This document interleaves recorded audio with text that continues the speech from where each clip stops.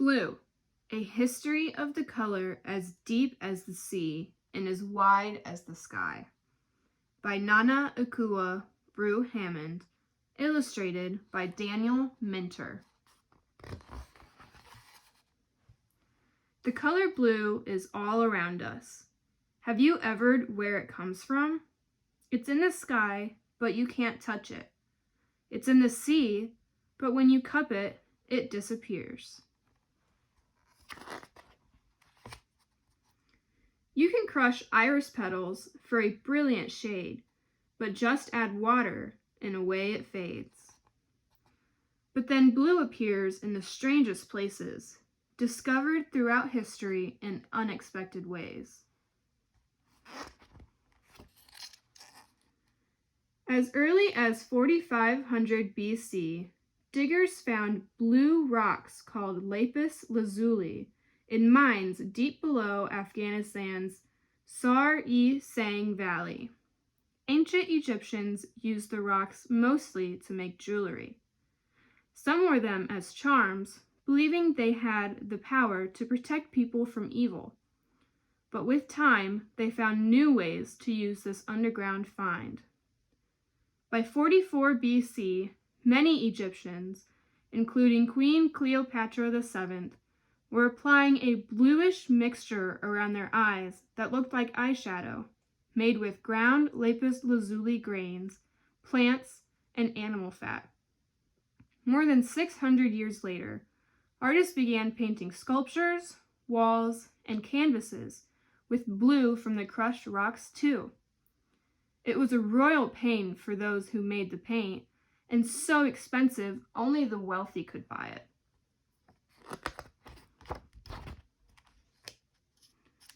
Since it was a luxury and in such high demand, for centuries, scientists, merchants, and dyers looked for more sources of blue.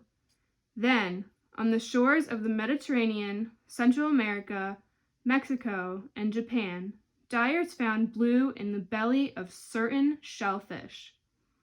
A Phoenician myth says a dog discovered the color. Finding a snail on the beach, the pup ate it up. The snail turned the dog's tongue purple-blue, and from that moment, a new industry was born. Dyers had different ways of releasing the color. In Mexico, they pressed the snail's foot. In the Middle East, they cracked its shell. Then they waited for the blue to appear.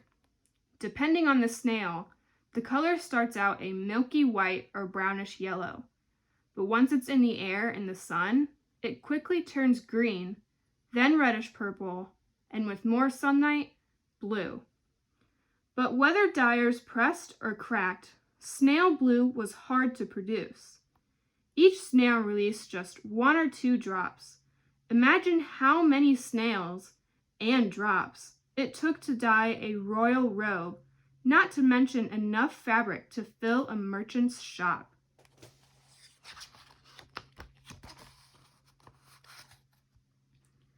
Perhaps because blue was the color of the heavens, yet so rare and hard to create on Earth, people around the world considered the color holy. As an old Liberian folktale, blue is explained as a gift that connects God to humans. In Italy, from the 13th century onward, some artists began reserving blue to paint the robes of Mary, the mother of Jesus. In Indonesia, some say special prayers to ward off evil spirits before they make the dye.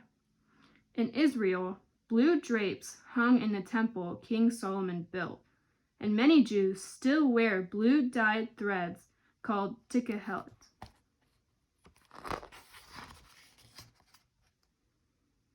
For years, snail blue was the most popular color, but all along there was another way to find blue in nature.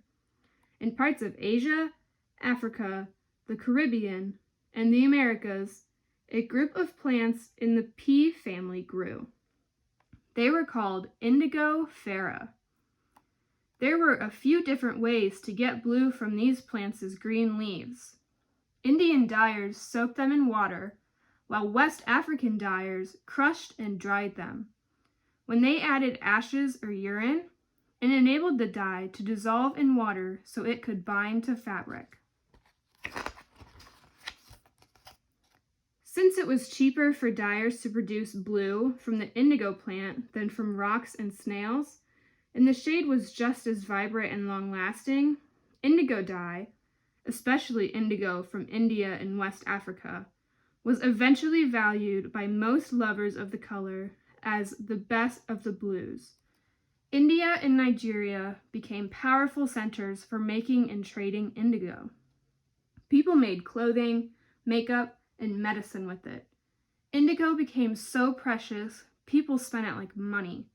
In parts of Africa, some merchants used strips of indigo cloth to buy people and sell them into slavery.